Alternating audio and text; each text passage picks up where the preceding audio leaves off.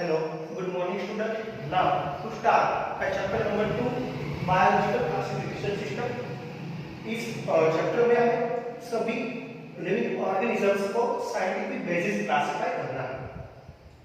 तो उससे पहले हम पुरानी क्लासिफिकेशन सिस्टम की बात करें तो पुरानी क्लासिफिकेशन की जो सिस्टम है इसमें सभी ऑर्गेनिजम्स को based on shelter, based on food, based on clothing के बेस पे हमने क्लासिफाई किया है। इसमें हमें किसी भी साइंटिफिक क्राइटेरिया को इन्वॉल्वमेंट नहीं किया गया है। उसके बाद वेरियस साइंटिस्ट ने ऑर्गेनिजम्स को साइंटिफिक बेसिस पे क्लासिफाई करने की सबसे पहला नाम है Aristotle. Aristotle earlier attempt a more scientific basis for a classification. इसमें he used simple morphological characteristic to classify plant and animal. Aristotle ने एक कैरेक्टर लिया था morphological characteristic. On the basis of morphological characteristic उसने सभी plant and सभी जितने भी एनिमल है उसको साइंटिफिक बेसिस पे क्लासिफाई करने की ट्राई की थी। इसमें क्लासिफिकेशन ऑफ प्लांट का हम देखें based on morphological characteristic proposed by Aristotle. तो इसमें प्लांट को उसने 3 कैटेगरीज में डिवाइड किया था। इसमें कैटेगरीज नंबर 1 है ट्रीज है, कैटेगरीज नंबर 2 है श्रब है, कैटेगरीज नंबर 3 है हर्ब है।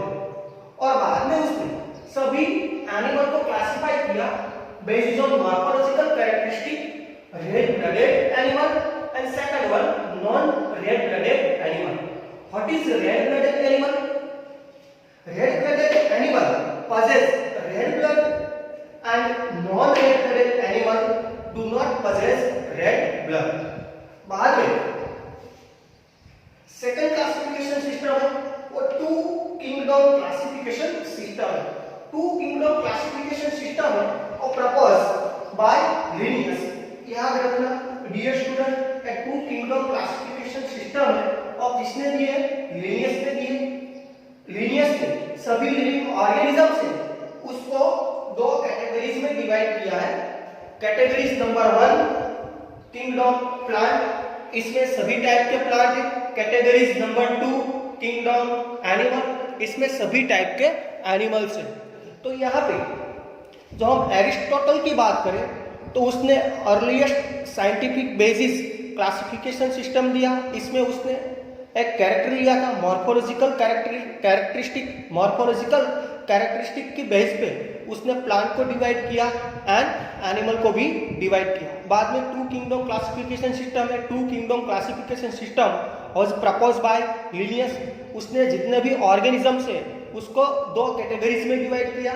किंगडम प्लांट तो इसमें वेरियस टाइप के प्लांट है, किंगडम एनिमल तो इसमें सभी टाइप के एनिमल्स हैं।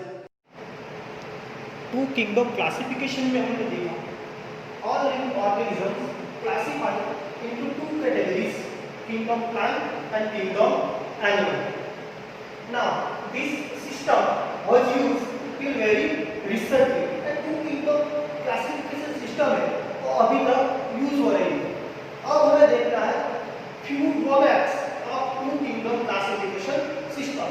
So drawbacks number 1, in this system we do not distinguish between the eukaryotics and prokaryotics cell. A two kingdom classification की जो system है इसमें लिनियस ने यूकैरियोटिक ऑर्गेनिजम्स और प्रोकैरियोटिक ऑर्गेनिजम्स को एक ही ग्रुप में इन्वॉल्व कर दिया। बाद में सेकंड ड्रॉबैक है यूनिसेल्युलर एंड मल्टीसेल्युलर ऑर्गेनिजम्स को। तो लिनियस ने क्या किया? यूनिसेल्युलर प्लांट है एंड यूनिसेल्युलर एनिमल है, मल्टीसेल्युलर प्लांट है एंड मल्टीसेल्युलर एनिमल है और सभी को एक ही ग्रुप में रख दिया। बाद में drawback number 3 photosynthetic and non photosynthetic organisms है उसको भी एक ही ग्रुप में रख दिया। एक एग्जांपल लेते हैं तो प्लांट में ग्रीन algae तो फोटोसिंथेटिक है एंड फंजाई जो नॉन फोटोसिंथेटिक है उन दोनों को एक ही ग्रुप में रख दिया। बाद में drawback number 1 a large number of organisms did not fall into either categories. Last number organism से उसको कैटेगरीज में डिवाइड नहीं किया गया था. So two kingdom classification system use for a long time. और हमारे लिए कैसे बन गई? अनएडेक्वेट बन गई.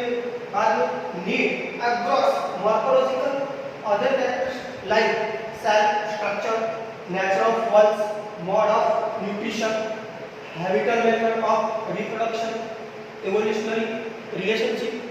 इस सभी कैरेक्टरिस्टिक की हमें ऑर्गेनिजम्स को क्लासिफाई करने के लिए रिक्वायरमेंट है. ऑलमोस्ट हमने टू किंगडम क्लासिफिकेशन सिस्टम को खत्म कर दिया था. अब हमें देखते हैं five kingdom classification system.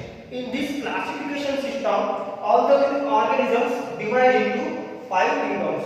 Already हमने टू किंगडम क्लासिफिकेशन सिस्टम देख लिया और टू किंगडम क्लासिफिकेशन सिस्टम है was proposed by Linnaeus. तो यहाँ फाइव किंगडम क्लासिफिकेशन सिस्टम है was proposed by R.H. Whittaker. इसमें सभी लिविंग ऑर्गेनिजम्स है उसको फाइव किंगडम में डिवाइड कर दिया. Name of kingdoms: number 1 Monera, number 2 Protista, number 3 fungi, number 4 plant, number 5 animal. Five kingdom में सभी लिविंग ऑर्गेनिजम्स को उसने डिवाइड किया. अब few criteria है. Based on this criteria, R.H. Whittaker divide all those five kingdom. इसमें criteria number 1 cell type. तो Moreira और प्रोकैरियोटिक सेल्स, मोरेरा में जितने भी ऑर्गेनिजम्स है उसका सेल टाइप क्या है? प्रोकैरियोटिक सेल्स है. प्रोटिस्टा में जितने भी ऑर्गेनिजम्स है और यूकेरियोटिक है. फंगस में जितने भी ऑर्गेनिजम्स है और भी यूकेरियोट है. इसमें भी वो प्लांट में वो भी सेल्स है और यूकेरियोटिक सेल्स. एनिमल में जो भी सेल्स है वो क्या है? यूकेरियोटिक सेल्स है. बाद में अगर हम सेल वॉल की बात करें तो मोरेरा में सेल वॉल प्रेजेंट है और वो सेल वॉल है और याद रखना student amino acid and polysaccharide से बनी हुई है. प्रोटिस्टा में सम ऑफ प्रोटिस्टा है, इसमें भी सेल वॉल प्रेजेंट है. अगर हम फंगस की बात करें तो फंगस में भी सेल वॉल प्रेजेंट है विदाउट सेल्यूलोज है और वो काइटिन से बनी हुई है. अब हम प्लांट की बात करें तो प्लांट सेल्स है, इसमें भी सेल वॉल प्रेजेंट है और सेल्यूलोज से बनी हुई है. और एनिमल सेल है और याद रखना इसमें टोटली जो सेल वॉल है वो एब्सेंट है. बाद में हम न्यूक्लियर मेम्ब्रेन की बात करें तो यहाँ पे मोरेरा का सेल टाइप क्या है? प्रोकैरियोटिक और प्रोकैरियोटिक सेल्स है उसको हमने ऑलरेडी देख लिया. प्रोकैरियोटिक सेल्स में न्यूक्लियर मेम्ब्रेन क्या है? एब्सेंट है. और यूकेरियोटिक जितने भी सेल्स है और सभी यूकेरियोटिक सेल्स में न्यूक्लियर मेम्ब्रेन हो प्रेजेंट है. तो यूकेरियोटिक सेल्स कौन सा है? यहाँ पे प्रोटिस्टा है, फंगस है, प्लांट है एंड एनिमल्स है. तो सभी में न्यूक्लियर मेम्ब्रेन हो प्रेजेंट है. बाद में बॉडी ऑर्गेनाइजेशन की बात करें तो ये सिंगल सेल्यूलर है. एग्जांपल है जितने भी टाइप के बैक्टीरिया है अप्लासिन मोरेरा तो सिंगल सेल है तो सेल्यूलर ऑर्गेनाइजेशन. प्रोटिस्टा है वो भी सिंगल सेल है लेकिन सेल कैसा? यूकेरियोटिक है. इसीलिए लेवल ऑफ ऑर्गेनाइजेशन क्या आएगा? सेल्यूलर आएगा. सिंगल सेल है लेकिन सेल कौन सा है? यूकेरियोटिक सेल है. इसीलिए यहाँ पे सेल्यूलर आएगा. ये भी सिंगल सेल ऑर्गेनिज्म लेकिन प्रोकैरियोटिक सेल्स है. Cellular level of organisation. Fungus, plant and animal ऐसा है मल्टी सेल्यूलर ऑर्गेनिजम्स. लेकिन हम फंगस की बात करें तो इसमें टिश्यू लेवल ऑर्गेनाइजेशन है और प्रेजेंट नहीं है, मल्टी सेल्यूलर है. प्लांट है इसमें tissue level and organ level का ऑर्गेनाइजेशन. एंड एनिमल की बात करें तो टिश्यू है, टिश्यू ने क्या बनाया है? ऑर्गन. और पूरा ऑर्गन मिलके क्या बनाइए? Organ system. अब हम मोड ऑफ न्यूट्रिशन की बात करें तो मोरेरा में जितने भी बैक्टीरिया है इसमें से बहुत सारे ऑटोट्रॉफ है, फोटोसिंथेटिक एंड कीमोफोटोसिंथेटिक है और बहुत सारे वो हेटेरोट्रॉपिक है. बाद में प्रोटिस्टा की बात करें तो इसमें भी autotrophic organisms and heterotrophic organisms. Fungus की बात करें तो फंगस नॉन फोटोसिंथेटिक है इसीलिए ऑटोट्रॉप नहीं है और क्या है? हेटेरोट्रॉप्स है. बाद में प्लांट की हम बात करें तो जितने भी प्लांट है और सभी प्लांट है वो फोटोसिंथेटिक है इसीलिए उसका मोड ऑफ न्यूट्रिशन क्या हो गया? ऑटोट्रॉपिक. और एनिमल की बात करें तो एनिमल है वो नॉन फोटोसिंथेटिक है इसीलिए उसका मोड ऑफ पोजीशन क्या हो गया, हेटेरोट्रॉपिक्स। तो यहाँ पे हमने ऑलमोस्ट 5 किंगडम क्लासिफिकेशन सिस्टम देख ली। 5 किंगडम क्लासिफिकेशन सिस्टम है as propose by R H. Whittaker. R H. Whittaker ने जितने भी लिविंग ऑर्गेनिजम्स है उसको 5 किंगडम में डिवाइड किया। Kingdom number 1 Monera. मोनेरा में सभी टाइप के बैक्टीरिया आएगा। प्रोटिस्टा है, प्रोटिस्टा में यूनिसेल्युलर ऑर्गेनिजम्स है, लेकिन सेल कैसा है, यूकैरियोटिक है। फंगस, प्लांट एंड एनिमल और भी यूकैरियोटिक है, लेकिन लेवल ऑफ ऑर्गेनाइजेशन है और क्या है, मल्टी सेल्युलर है। बाद में फ्यू क्राइटेरिया हमने देख लिया, सेल टाइप देखा, सेल वॉल देखा, न्यूक्लियर मेम्ब्रेन देखा, बॉडी ऑर्गेनाइजेशन देख लिया एंड मोड ऑफ न्यूट्रिशन देख लिया। तो यहाँ पे 5 किंगडम सिस्टम है और मोस्ट इम्पोर्टेंट है for exam point of view and MCQ में भी याद रखना। एनिमल सेल्स है तो इसमें देख लो सेल वॉल है और एब्सेंट है। बाद में मोनेरा है तो मोनेरा में यूनिसेल्युलर है, प्रोटिस्टा भी यूनिसेल्युलर है, लेकिन हम सेल टाइप देखें तो मोनेरा है इसमें प्रोकैरियोटिक ऑर्गेनिजम्स है एंड प्रोटिस्टा है इसमें यूकैरियोटिक ऑर्गेनिजम्स है। तो ऐसे बहुत सारे सिंगल मार्क्स एमसीक्यू टाइप के क्वेश्चन है वो भी हमें याद रखना है स्टूडेंट।